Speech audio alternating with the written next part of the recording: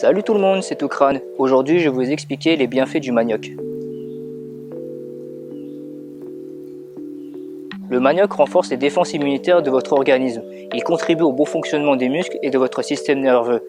Il joue un rôle intéressant dans la transmission de l'influx nerveux, ce qui aide à la bonne contraction des muscles du corps ainsi que du cœur.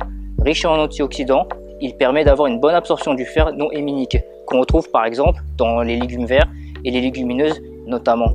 Bonne source d'énergie, il régule le transit intestinal. Il a un effet très rassasiant, il constitue une alternative aux féculents et céréales comme le riz, les pommes de terre, la semoule, les pâtes, etc. Facilement digestible, le manioc aide à réguler les problèmes de diarrhée et d'irritation du côlon. Il permet d'avoir une belle peau, il soulage les problèmes articulaires comme le rhumatisme, l'arthrose, l'arthrite rhumatoïde, etc. Le manioc est bon pour les os et les dents. Il aide à faire face aux allergies saisonnières. Riche en fibres non irritantes, en magnésium, en potassium, en calcium et en vitamine B, C et K. Riche en amidon et sans gluten, donc intéressant pour les personnes souffrant de maladies cœliaques ou d'intolérance au gluten. Riche en acide folique qui est très bénéfique pour les femmes enceintes. C'est la racine du manioc qui est consommée car elle est très riche en amidon. On consomme plus rarement ses feuilles. Une belle racine de manioc mesure entre 30 et 50 cm de long et de 5 à 10 cm de diamètre. Un tubercule moyen pèse entre 1 à 3 kg. La racine est de couleur brune et la chair est blanche. Elle devient jaune à la cuisson.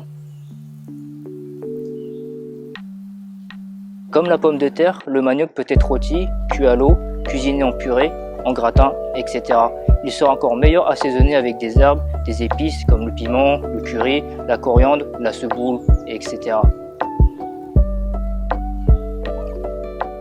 Le manioc est un aliment fragile car il est gorgé d'eau, il se conserve quelques jours au réfrigérateur. Une fois cuit et ou cuisiné, il peut être stocké au congélateur plusieurs mois.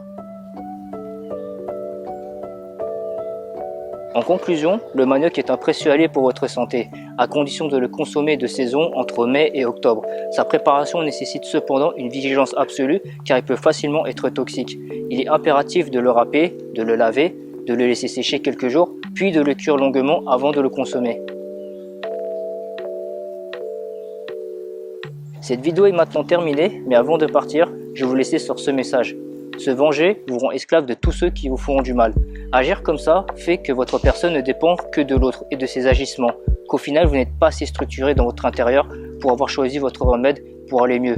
Se refuser cette vengeance d'une certaine manière vous rend maître de la situation et non esclave. Prenez aussi conscience qu'il ne gagne pas en vous faisant du mal et que chacun se retrouvera face à ses bonnes et mauvaises actions. Vous ne regretterez jamais d'avoir été patient. Se venger, c'est ne plus contrôler et c'est chercher à nourrir une part d'ombre en vous, même si c'est l'autre le fautif. Il faut savoir se défendre, savoir se préserver. Mais se venger, c'est simplement continuer de faire exister dans votre cœur quelque chose qui devrait vite disparaître pour votre bien-être. Prenez tous soin de vous et à très bientôt.